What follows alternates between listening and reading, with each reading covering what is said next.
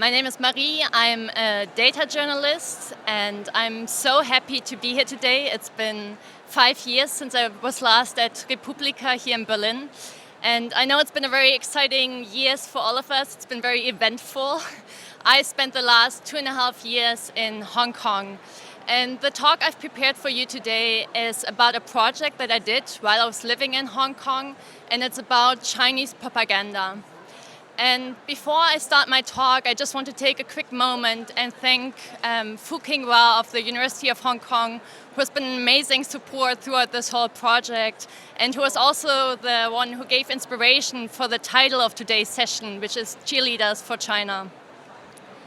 I hope that some of the stories I will tell you in the next 15 minutes might be interesting for you, maybe even surprise you, or perhaps challenge some of the ideas you have about Chinese propaganda. And so I will start by saying what comes to mind when we first think about Chinese propaganda. And I think for many people, it's this idea of a very closed off, very top-down system where at the top you have the big boss who decides what's going to be printed in the newspaper the next day. And at the bottom you have this large mass of people who basically just carry out what they're being told to do. And in the context of China, people sometimes refer to these low-paid internet trolls or workers as 50-cent army also, a term you might have heard before. But the general sense when you think of Chinese propaganda is probably that it's really closed off, it's in the dark, and it's very hard from the outside to gauge what's going on inside or how it's being decided, what narratives are being spread. And so when I started this project, when I first arrived in Hong Kong in late 2020, I was really surprised when I noticed a very different type of Chinese propaganda. I would see on my social media feeds on Twitter and YouTube all these videos of people who were promoting pro-China narratives, but all of them were foreigners. None of them were Chinese people. They were all foreigners that were immensely promoting pro-China narratives online. And one of the very prominent topics in these videos and in these posts was the human rights situation in Xinjiang, a region in the west of China that you probably have heard before in the news, because around the same time, also in 2020, the United Nations Human Rights Commission had just announced that there were serious human rights violations carried out against minorities, specifically Uyghurs, in this region. And then I was looking at these videos and I was seeing these mostly foreign men walking around in different cities in Xinjiang and trying local foods, talking to people on the street, and creating this narrative that everything was fine. There was nothing to worry about in Xinjiang. There were no human rights violations at all. And this was all the more remarkable because at this point, it was actually already really, really hard for foreigners and especially journalists to get access to this region. I had traveled to Xinjiang in 2015 when I was traveling through China, but this was years before. And at this point in 2020, it was quite difficult to get there. So I was looking at these videos and I was going, I think this might actually be really convincing. There could be people watching these videos and actually say, I wonder if he has a point. What if he can walk around so freely? Why should we worry so much about the situation, what's going on inside China? And my second thought when I was seeing these videos was, this is actually quite the opposite of what people call 50-cent army. It's not a dark mass of people that we don't know who they are. It's people with a face and a name. We are actually seeing them and we can follow them across their different social media accounts and look at them. They have a reputation to lose. They're really putting themselves out there and promoting this kind of pro-China narrative. And when I started to look a little bit more into it, I noticed that there was much more than just the YouTube videos or Twitter accounts that I'd seen initially. There was this really vast network of people that were also writing opinion articles defending China in different media, also Chinese state media. And as I began looking into them, I was surprised to find that many of them were really highly educated. They were retired diplomats, they were academics, professors, people in very high positions. They were not anyone, they were people with a high reputation. And so the question that came to my mind immediately was, why? Why would anybody do this, and how successful are they? How many people do they reach with this kind of pro-China narrative? And so to answer the first question, why are they doing this? Being a journalist, I decided I wanted to interview them. I wanted to speak to them directly. And all the people I spoke to at this time and told about my plans told me it wouldn't be possible. It would be very hard to contact them or convince them to give me an interview, especially because in the context of China, especially people who are close to the Chinese state are not known exactly for being very open to speaking to foreign journalists. But it was in the midst of the pandemic. I had a lot of time on my hand. And I was really determined, and so I spent weeks tracking down these people, researching names of foreigners who were spreading pro-China narratives online. And I contacted them one by one, and in the end I was able to do 16 interviews with people from 7 continents. They came from Asia, Africa, South America, North America, Europe and Australia. They came from very different backgrounds. Some of them were early career aspiring journalists. Some of them, as I'd mentioned, were people who had served in the State Department or who were professors at renowned universities. And I spoke to all of them mostly over video conferencing because I was based in Hong Kong at the time. And we often spent a lot of time. I sometimes spoke to them for a couple hours, sometimes longer. For some of them I spoke multiple times. And so I'd asked them about their story. How did they get into this? How did they get involved? Why were they doing it? And of course, all their stories were unique and they all had different paths to where they are today. But there were a few common narratives, and one of them was all of them told me they were not doing it for money. There was a very common preconception that people had that these people must be getting paid by the Chinese state to publish this kind of pro-China opinion articles. But all of them told me that that money was not the main motivator. So most of them said they were not getting paid at all. Some had been promised payment but said they never received it. A few were getting paid very little, around $20. And there was just a very few that were actually getting paid, as in like up to $250. But those were the ones that were already coming from mostly rich Western countries and were already earning a really high income in their day jobs. So money was not a huge incentivator for them to do it. And so if it's not money, then the question remains, then why? Why were they doing this? And what most of them told me was that they were getting a sense of achievement, of recognition. They were given a platform, a sort of visibility through Chinese state media, and access to a new community of pro-China voices that made them feel valued and recognized in what they were doing. And what they also told me through these interviews, in which I found incredibly interesting, was how they described to me this path over the years of becoming more pro-China. So none of them had grown up in China, so they were not naturally around an environment where there were a lot of people pushing pro-China narratives. They initially, many told me, had more a sentiment of frustration and disappointment with Western politics. So many of them felt that either the Western states had failed, that the global order was changing and the West was on the decline, whereas China was rising and upcoming. Some of them had personal grievances with Western media because they had tried and applied or pitched articles to Western media but never gotten published. And so once they gotten access to this pro-China community, and that could be through a visit to China or through a contact to one person, a Chinese professor, a state media editor or someone else, they would slowly move towards that direction, and just over time, and often they described to me over the course of years, would adopt more positions that would be considered pro-China. So it was really this movement from more an anti-Western sentiment to a pro-China sentiment over time. And so that was my first question of why they did it. The second question that I quickly want to show you was how successful were they? And so I skipped the slide, sorry. So to answer the second question of how successful they were, because as I was saying before, when you look at these videos, they come across so authentic. They seem really credible and very trustworthy when you look at them. So my question was, how many people would actually engage with this kind of content who would usually maybe not engage with Chinese propaganda?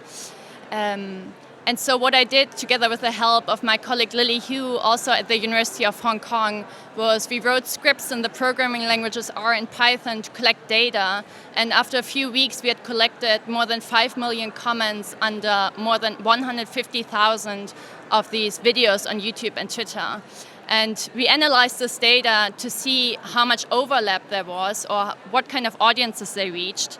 And there was a very, very clear answer of these pro-China foreigners on YouTube and Twitter were engaging and increasing the audience of Chinese propaganda by 48%. That's the right circle on the left. So they were reaching all these people that had previously never interacted with Chinese propaganda online, but were now commenting or engaging in some way with these videos. So they are incredibly successful in what they're doing. So this is already, because it's only a 15-minute presentation, going to be my last slide for today. Just a quick key takeaways of what I wanted to tell you about the role of foreigners and China's propaganda. I think one of the main takeaways is that foreigners as a group play a really important role in Chinese propaganda today that can't easily be dismissed. And many of these foreigners are very well connected. They are very influential in the positions that they hold and the large network that they have. And as my data analysis showed, they also reach a very large audience online. They're incredibly successful in what they're doing. And I think what makes them even more interesting or even more reason to take them very seriously is most of them told me they were not doing it because they were getting paid. All these people are genuinely convinced. They really want to change the debate of how we think about China, and they're determined to do it in the ways that they have. And so I think on a more meta level, perhaps, what we can take away from this is it would be wrong to just have this idea of Chinese propaganda being all in the dark and happening inside China in this closed-off system. Instead, what we're really seeing is bottom-up creators, people who go online and create pro-China narratives that are then being amplified by Chinese state media and other Chinese officials. So that was my talk on Cheerleaders for China, foreigners in Chinese propaganda. Thank you so much for taking the time and listening to me. And I'm really excited to hear all your questions and what you have to say now.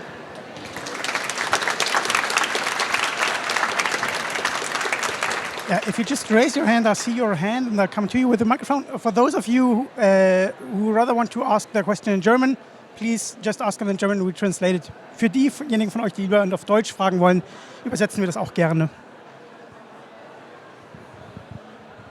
Thanks. Thanks for your talk.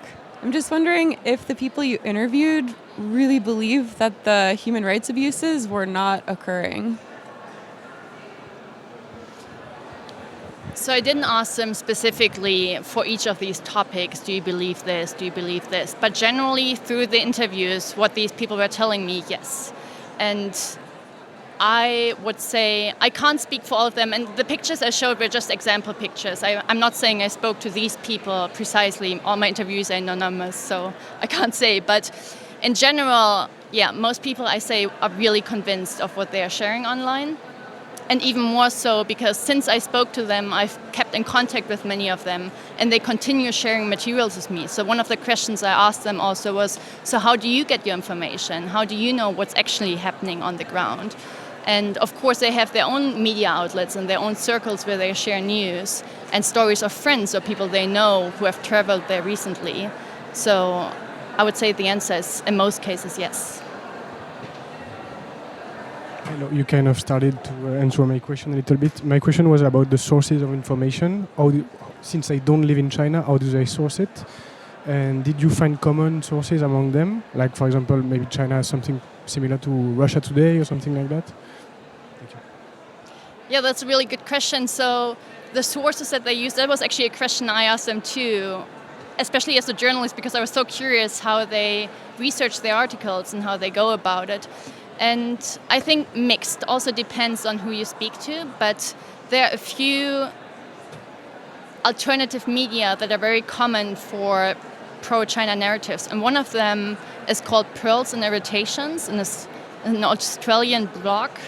And a lot of people that write for Chinese state media would also write for this kind of blog. So there's definitely certain sources that are very common for many of them, or overlaps also in the same kind of communities. Yeah, hi. Thanks for your really interesting talk.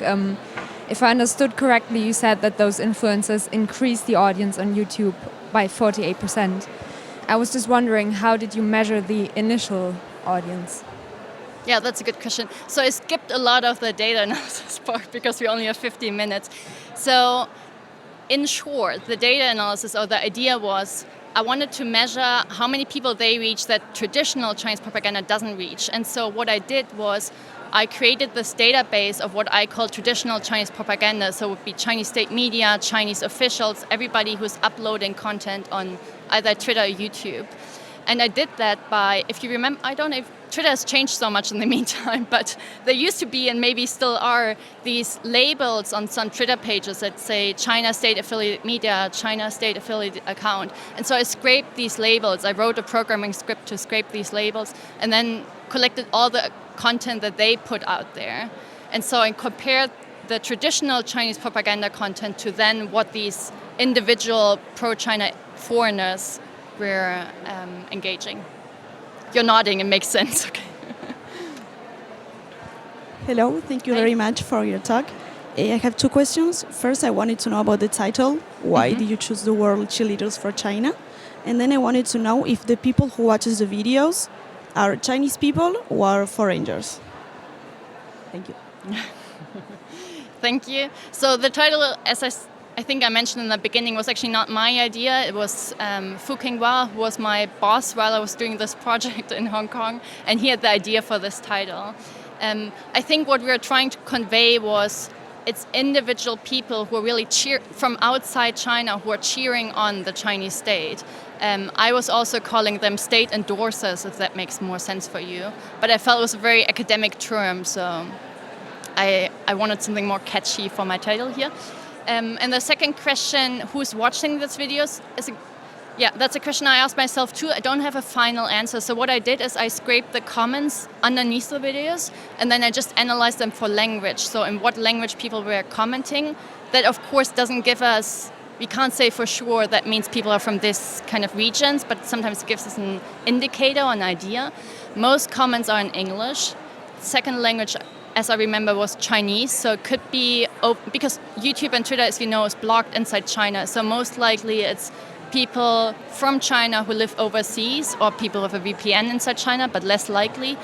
And then it's a mix of different languages, I think Spanish, French, Italian, Japanese. So they do reach, I think, quite a varied audience. And the reason that so many people are commenting in English could also be that most videos are in English. So even if somebody would be from Germany, they might comment in English, of course. So in network theory, we have a concept like a filter bubble. And what I wanted to know was, these cheerleaders, did you thought like in your analysis that they were already living in this policy filter bubble? That's why they never thought like that actually human rights violations were happening. I think, or as I understand, filter bubble is usually more for online content, right? Mostly. So these people, no, I don't think that all of them live in a completely closed-off community where they only talk to each other, because many still have regular jobs and they definitely interact with other people also that might have opposing opinions. So I don't think it's not accessible or there's no interaction with other opinions.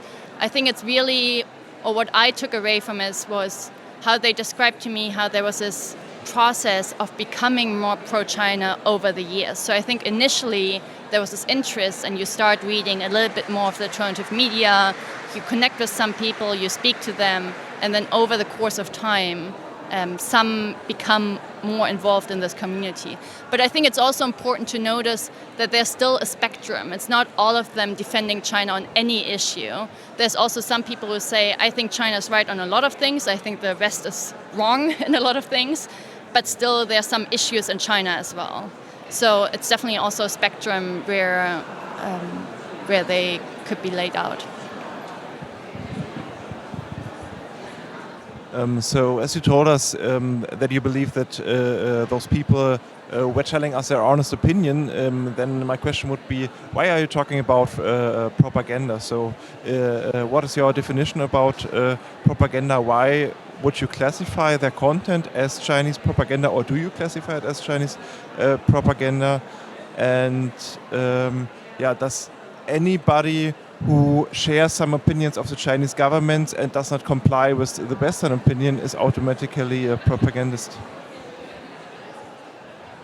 No, but I think, honestly, I think a lot of people that I spoke to wouldn't be offended, or they wouldn't think it's wrong to say it's propaganda. So in the Chinese context specifically, and that's part of the explanation, propaganda as a term has a very different meaning. It doesn't have the same kind of negative meaning that it sometimes carries in the West.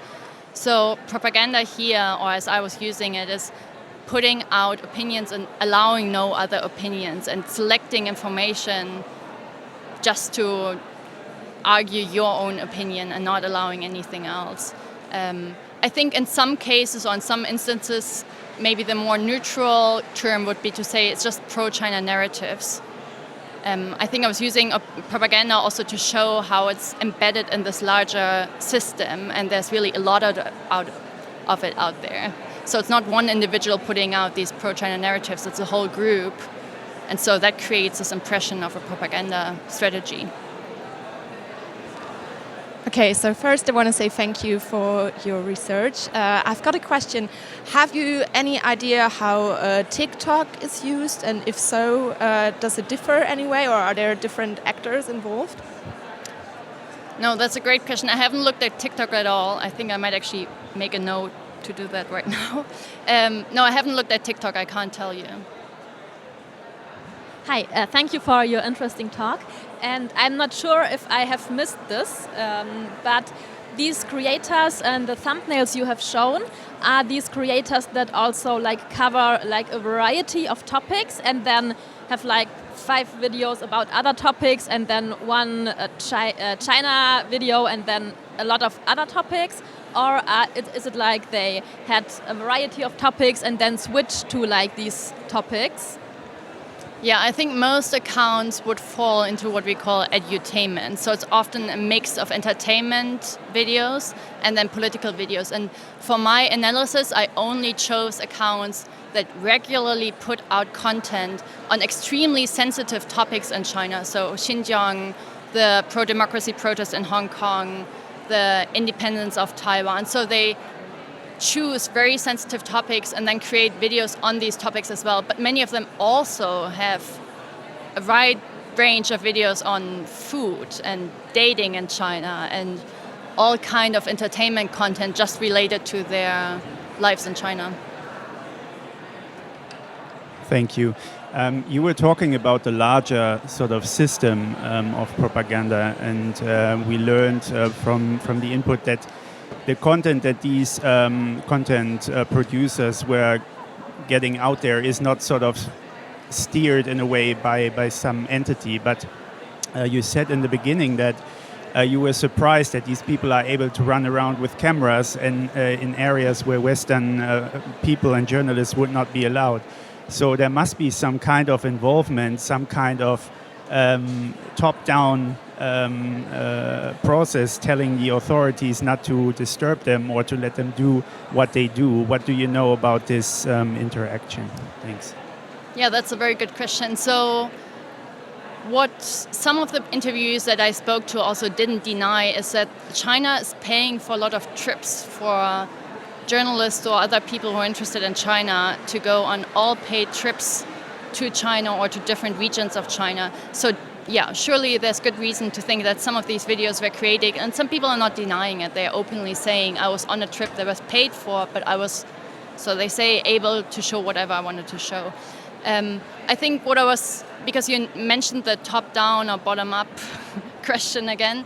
So what I'm seeing is there are people who are genuinely interested in China and start putting out pro-China content, and then I think in the second step, Chinese authorities sometimes step in and amplify their content online. Some Chinese officials have started retweeting these kind of videos, or Chinese state media offer them to write an opinion article for them, or they might be invited or allowed to do things that other journalists wouldn't be allowed to do. So there's definitely, many of these things they couldn't do if there was no, at least acceptance from the Chinese state. 5 more minutes, so time for 2 more questions. Simple question, do they even speak Chinese? Interesting question. So of the 16 people I spoke to, I think, I don't want to say anything wrong, but as I'm remembering, it's around 1/3 of people who speak Chinese. And then some of them speak excellent Chinese, much better than I do. Some of them are married to Chinese spouses or have lived in China for a long time. But there's definitely also a share of people who haven't visited China, who have never been, and who don't speak Chinese, and who still become involved in this kind of pro-China community.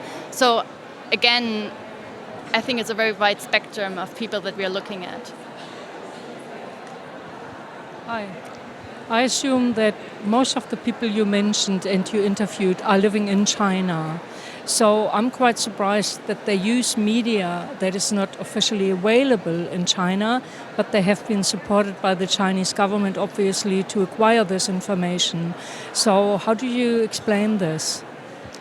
Yeah, so first I think I need to make clear, so the people I interviewed and the data analysis I did were 2 different data sets. So the people I interviewed were all people who had written opinion articles for Chinese state media. And some of them had also created videos, but not necessarily. So they were not only YouTubers. And most of the people I interviewed were actually not living in mainland China. So some were living perhaps in Hong Kong. I think a few were living in China also, but many were also living in other countries around the world.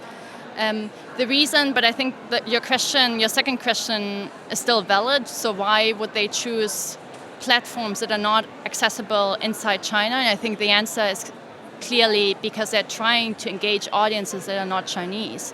The target audience are not necessarily Chinese people, but most likely foreigners in other countries.